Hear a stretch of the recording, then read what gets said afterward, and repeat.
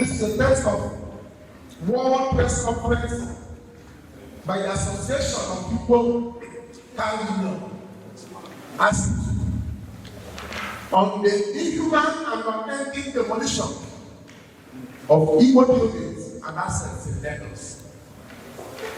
Held in Umuahia, the Abia State capital, on this Friday, October 24th, 2025. Distinguished gentlemen of the press, for months now, we have watched in anguish as properties owned by Igbo businessmen and women in Lagos have been systematically demolished. These are not abandoned structures or overnight shanties. These properties are life investments, plazas, where mothers sell to feed their children, warehouses where young men sold goods for their families, shops where dreams of prosperity are nurtured with sweat and pain. On February 14, 2025, 20 plazas belonging to Igbo businessmen at a retail market were demolished by agents of the Lagos State government. Since September 2025, demolitions have intensified at the trade fair complex in Ojo, where countless Igbo traders conduct their daily commerce. These demolitions continue to this day. ASITU acknowledges that Lagos State has a duty to enforce planning laws, maintain safety standards, and prevent building collapses. We do not dispute the government's right to ensure orderly urban development. What we dispute and what we categorically reject is the selective, discriminatory, and often extrajudicial manner in which these demolitions have been carried out. Many of the demolished properties had valid approvals issued by the very same Lagos State government that later destroyed them. Owners who followed due process, who paid their fees, who waited for stamp duties and signatures, now stand amid ruins, asking one simple question: why? But why? Where notices were given, they were often too brief for meaningful legal responses. Where documentation was presented, it was dismissed or ignored. Where owners attempted to regularize perceived deficiencies, they were met with bulldozers instead of bureaucrats. This is not law enforcement. This is the invasion of livelihood. The destruction of legitimacy, violation of constitutional guarantees that should protect every Nigerian regardless of ethnicity. It is necessary to speak clearly about something that weighs down every Igbo man. Our people love Nigeria, no doubt. Let no one doubt this. Let no one twist our cries for justice into calls for secession. We have played for Nigeria. We have built Nigeria. In every corner of this nation, from Sokoto to Calabar, from Meduguri to Badagry, You will find Igbo men and women who have invested not just their money, but their very lives into the Nigerian dream. We are traders in your markets, the manufacturers in your industrial estates. We are the teachers in your schools. We are the doctors in your hospitals. We are the engineers building your roads and bridges. We are the adversary that fights Nigerian nation. In fact, we are the ecosystem that joins Nigeria together. Why others may see Nigeria as a collection of regions, we see it as one country, one economy, one shared destiny. That is why we do not muster only in Igbo land. That is why we spread across every state, building, investing, employing, and integrating. We marry your daughters and give you our sons. We speak your languages and respect your customs. We celebrate Nigeria's diversity because we live it every single day of our life.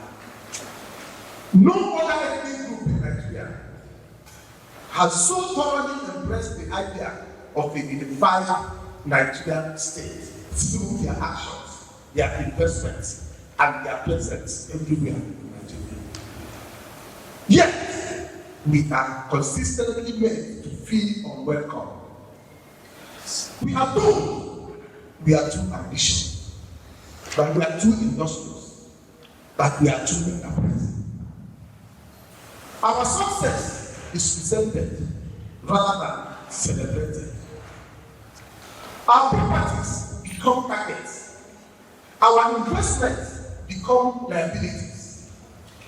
And when we cry out, we are told we are troublemakers, that we are ungrateful, that we should go back to where we came from. As if Lagos, as if any part of Nigeria, for that matter, is not apt to. As if the Constitution does not guarantee every Nigerian the right to reside and own property in any part of the federation. The plain truth that haunts our collective consciousness is that when an Igbo man calls himself a Biafran today, it is not because he wakes up dreaming of secession. No. It is because he goes to sleep feeling rejected. It is because he has been made to feel that Nigeria was not wanting. That Nigeria, despite his contribution, despite his sacrifices, despite his unwavering belief in one Nigeria, he is still considered an outsider, in fact, an outcast. The Biafran identity that you hear in some Igbo voices today is not a threat to Nigeria. Never. It is not. It is a cry of pain from Nigerians who feel marginalized, who feel excluded, who feel that their citizenship is conditional, even worthless. Biafra is a phenomenon. Biafra is a phenomenon. To the extent to which an Igbo man feels the marginalization, to that extent, he is a Biafran. Therefore, I am, and we are, in this context, Biafrans. God promise for us. Let the world understand this. The Igbo man sees himself as a Biafran to the extent that he feels unwelcome in Nigeria, not because he inherently desires separation. He retreats into ethnic identity when national identity is denied to him. He speaks of Biafra when Nigeria speaks to you in the language of demolition, in the language of marginalization, in the language of exclusion. If Nigeria will embrace her Igbo children today fully, if Nigeria will protect their constitutional rights, if Nigeria will celebrate their industry rather than punish it, you will find no more patriotic Nigerians than the Igbo people. These demolitions in Lagos are not just about building. They are an assault on the very principles of national building and national cohesion that our founding fathers envisioned. How do we build one Nigeria when citizens are afraid to invest outside their ethnic homeland? How do we preach unity when investments in other states become a liability rather than asset? How do we achieve economic development when productive enterprise is destroyed without due process? These demolitions send a chilling message to every entrepreneur in Nigeria. Your legal documents mean nothing. Your approvals can be revoked arbitrarily. Your investments are not secure. Your ethnicity may determine your fate. Your ethnicity may determine your fate. One of the claims repeatedly made by officials of Lagos State government to justify these demolitions is that the affected buildings were constructed on drainage canals, on drainage channels and canals. However, Senator Victor made himself a trained and experienced real estate professional, personally led a team to inspect those of the demolition sites. After his technical assessment, Senator Ume declared publicly that these claims were completely false, as none of the demolished structures stood on any drainage, alignment, or canal path. His findings have cast serious doubt on the integrity of the Lagos State government and its officials. It breaks every human heart, most profoundly, that many of these demolished properties were built with permits, built with approvals, built with certificates issued by the Lagos State government itself. Think about the cruel irony of this. A man goes to government office, fills the forms, pays the fees, waits for weeks or months for approval. Finally, he received the precious document, stamped and signed by government officials. He breathes a sigh of relief. He proceeds to invest his life savings. He constructs his shop, his plaza, his warehouse. He hires workers, many of them indigenous Lagosians. We must add it. He pays his taxes. He contributes to local economy. Then, one morning, bulldozers arrive. That very same government agents declaring his approved building illegal. And within hours, his streets are reduced to robots. How does one explain to his children? How does one explain this to his aged mother in the village, who sold her only farmland to contribute to her son's business? How does one explain this to his creditors, who advanced his loans based on government owned documentations. How does one explain this to his employees who are now jobless? This is not governance. This is betrayal. This is not law enforcement. This is wickedness. And when this wickedness appears, to target a particular ethnic group disproportionately, it becomes something even more sinister. It becomes ethnic cleansing by economic means. It becomes ethnic cleansing by economic means. We have documented cases, or case after case, where Igbo property owners follow every legal requirements only to have their property demolished, while similar structures owned by others remain untouched. We have recorded instances where notices of demolition were served so close to the actual demolition date that no meaningful legal response was possible. We have witnessed situations where property owners who attempted to present their documentation were called away or ignored. We have seen the pain in the eyes of the elderly traders who have lost everything they worked for over decades. This pain is real. This injustice is documented, and it can no longer be ignored.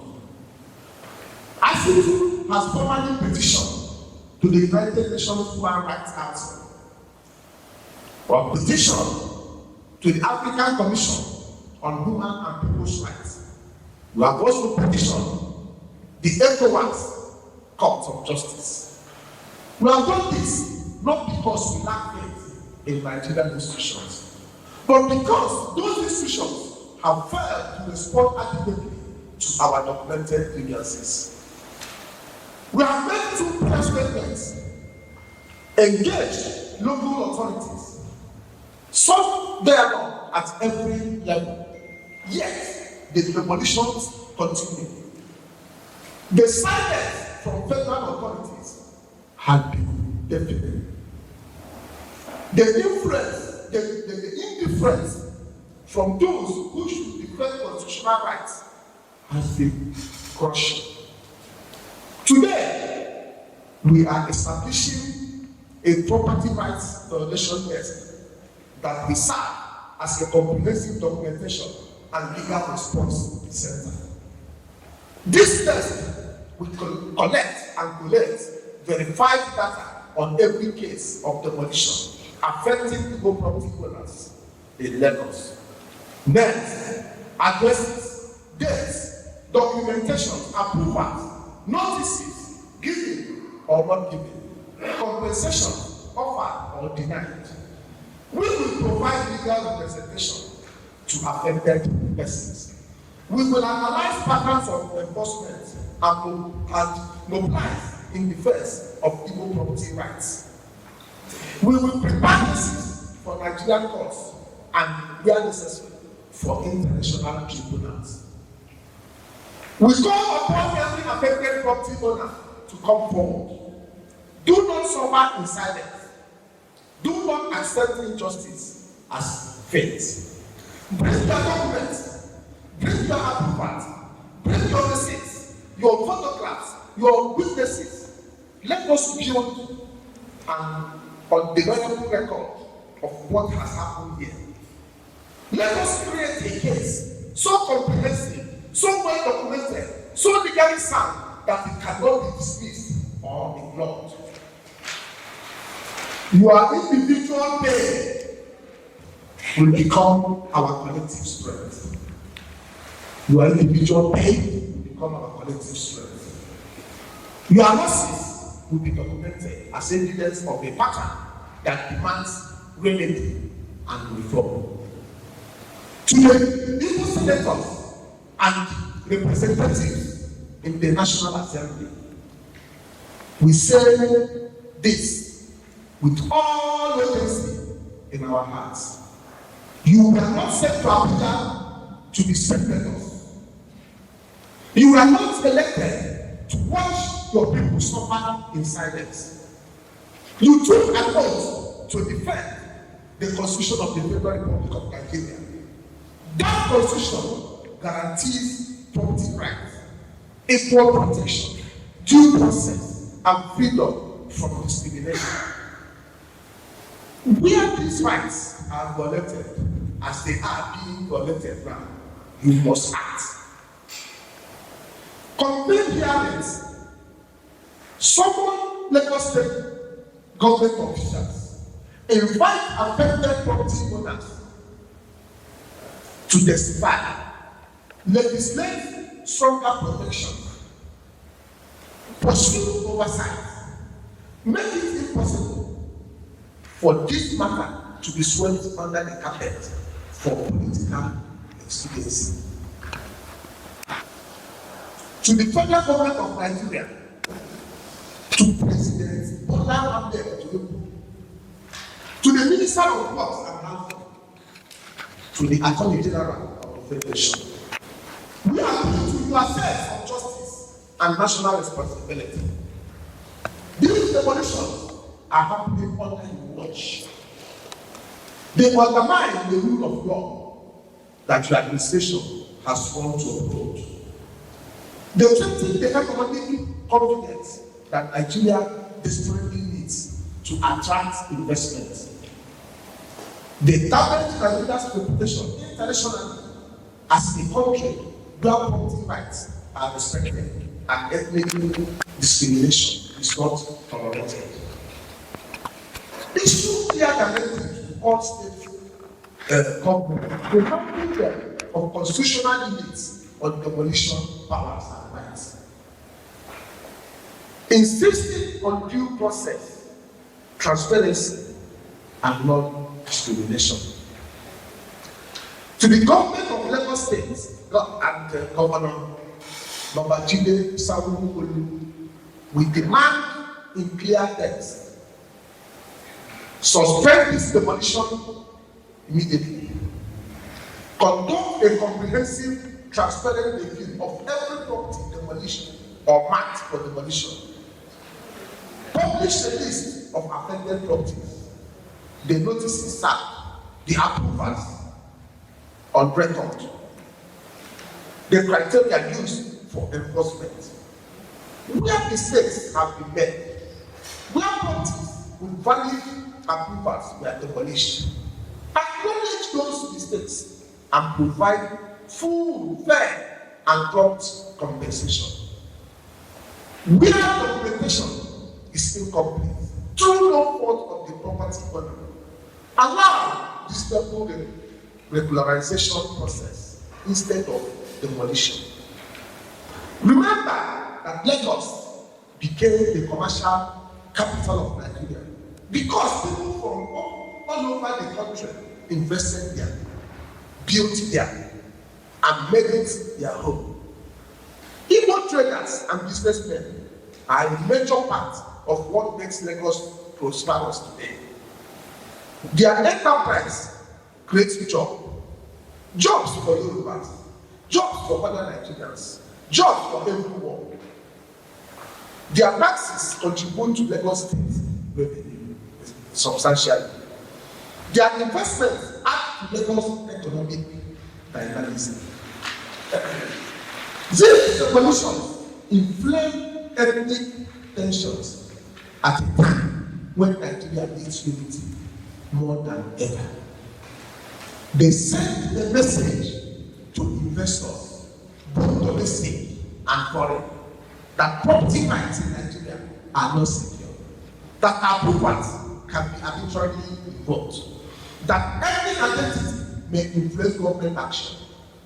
No serious investor will commit capital in such an environment. The economic consequences of this injustice extend far beyond demolition buildings. They affect investor confidence, economic growth, job creation, and Nigeria's reputation as a place where business can be conducted under the rule of law. To our brothers and sisters across Nigeria who are not Igbo, we want you to imagine for a moment that this was happening to you. Imagine that you build a business in another state with all property approvals, and one day bulldozers arrive to destroy everything you have worked for. Imagine that when you look around, most of the demolished properties belong to people of your ethnicity, while similar structures owned by others remain standing. Imagine that you try to seek justice but found closed door. Sympathies cold and authorities indifferent.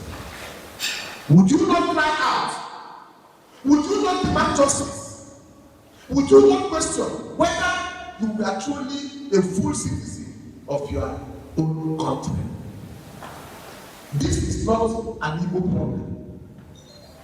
This is not an Igbo problem. This is a Nigerian problem. Today, it is Igbo politics in Lagos. Tomorrow, it will be Yoruba politics in Kano, Hausa politics in Calabar, or any other Nigerian politics anywhere. If we allow the principle to stand, that governments can arbitrarily destroy legally approved property, that every discrimination in enforcement is acceptable, that constitutional rights can be violated with impunity. Every Nigerian who values justice, who believes in the rule of law, who wants a Nigeria where no man is oppressed, where citizenship means something, should be more concerned about what is happening in Lagos today. To the international community, to foreign investors considering Nigeria, to diplomatic mission observing our democracy, to international human rights organizations, we say pay attention to what is happening here. Nigeria claims to be Africa's largest economy and a democratic nation governed by rule of law. These claims ring hollow when legitimate property can be demolished without due process. When ethnic discrimination appears to guide government enforcement. When constitutional protection are ignored. The international community has leverage through trade, through investment, through diplomatic pressure. Use that leverage to insist that Nigeria live up to its constitutional commitments and its international human rights obligation. To civil society organizations, human rights lawyers, activists, and defenders of justice, partner with us, join the property rights violation test, contribute to your expertise in documentation, legal strategy, and public advocacy. Help us shine light on these injustices. Help us build cases that cannot be dismissed. Help us create a movement for constitutional rights and equal citizenship that extends beyond ethnic boundaries. This fight is not just about Igbo property owners. It is about the future of property rights, due process, and equality in Nigeria. To the Igbo business community, do not be discouraged. Do not abandon your legitimate enterprises. Do not allow these injustices to break you or to break the entrepreneurial spirit that has made the Igbo people renowned throughout Africa and beyond. But also embrace with renewed vigor the philosophy of Akpoti-Uduaghan. Let wealth return home. invest in Igbo land, build in Igbo land, develop these industries in Abia, in Anambra, in Ebonyi, in Enugu, and Igbo states. Make our homeland an economic powerhouse, so strong, so prosperous, so industrialized, that it becomes the foundation of strength from which we engage Nigeria and the world on terms of confidence, not vulnerability. And renewal is not about retreat or secession. It is about building from a position of strength. It is about ensuring that while we continue to invest across Nigeria, we have a home base that is economically vibrant, that cannot be threatened, that gives us dignity and security.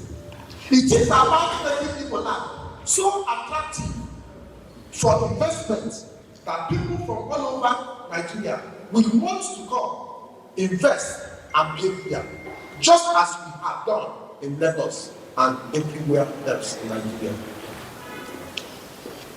That is true nation building. Mutual investment, mutual respect, and mutual prosperity. Let us address directly the youth of Igbo land. Those who are frustrated, those who are angry, those who feel that Nigeria has rejected them. We understand your pain. We feel it too, but we urge you, do not allow bitterness to drive you to violence or destructive actions. Channel your anger into constructive organizing.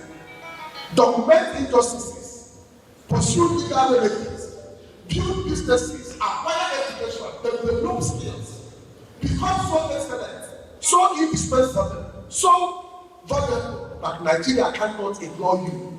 Yes, the best response to those who want to marginalize us is not to withdraw, but to become so successful that our presence cannot be denied, our contributions cannot be dismissed, and our rights cannot be violated without consequences. To the Nigerian media, we appeal to your professional commitment to truth. We appeal to your professional commitment to truth as you are all watching. Investigate these demolitions. Visit the affected sites. Interview property owners. Examine the documents. Compare the official explanations with the facts on ground. Look at patterns, which properties are demolished, which properties are demolished, and which are spared. Look at the procedures, which owners receive adequate notice and opportunities, and which did not. Do not simply report government press releases. Do not simply report government press releases. Do the hard work of investigative journalism. Tell the human stories behind the statistics. Show Nigeria and the world what is really happening in Lagos. We want to say something about the Yoruba people of Lagos because we do not want this issue to be misunderstood as ethnic conflict between the Igbos and the Yoruba. This is not and must not become an inter-ethnic dispute. Many Yoruba people are abhorred by these revolutions. Many Yoruba friends have reached out to express solidarity. Many Yoruba professionals, lawyers, journalists, activists have spoken out against the injustice. We acknowledge and appreciate this. Our quarrel is not with the Yoruba people. Our quarrel is with unjust government policy. Our quarrel is with government policy, with discriminatory enforcement, with violation of constitutional rights.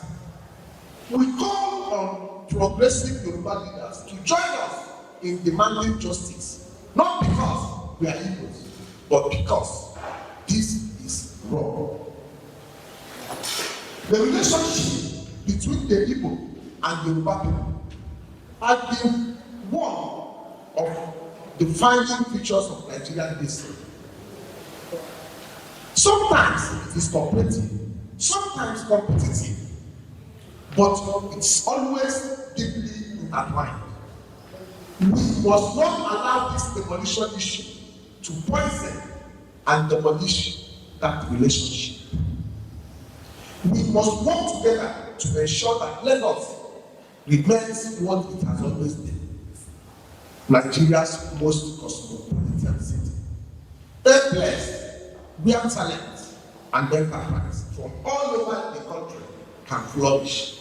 A model of what Nigeria can be when we embrace our diversity rather than organize it. Nigeria is dying slowly from the cancer of ethnic discrimination, selective justice, constitutional violation, and erosion of trust between citizens and government.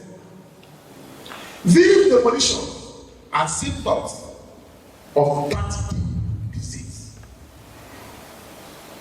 If we do not address the root causes, if we do not insist on equal citizenship, rule of law, due process, and respect for constitutional rights, Nigeria will continue to fracture.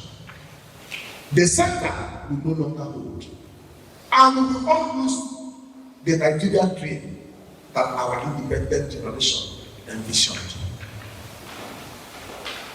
The Igbo people have never asked for special privileges in Nigeria. We have only asked for what the Constitution promises every citizen: equal protection under law, security of property, due process, freedom from discrimination, and the right to live and invest anywhere in the federation. Is that too much to ask? Is this an unreasonable demand? If this basic constitutional right cannot be guaranteed, then what does Nigeria's citizenship mean? Let us conclude with this appeal to every Nigerian of conscience, to every leader who values justice, every citizen who believes in Nigerian project. These demolitions must stop. The pattern of selective enforcement must end. Constitutional rights must be respected. Property owners who have valid approvals must be compensated. Reforms must be implemented to prevent such injustice in the future. And mechanisms must be established to ensure that no ethnic group is targeted for discriminatory treatment in any part of Nigeria.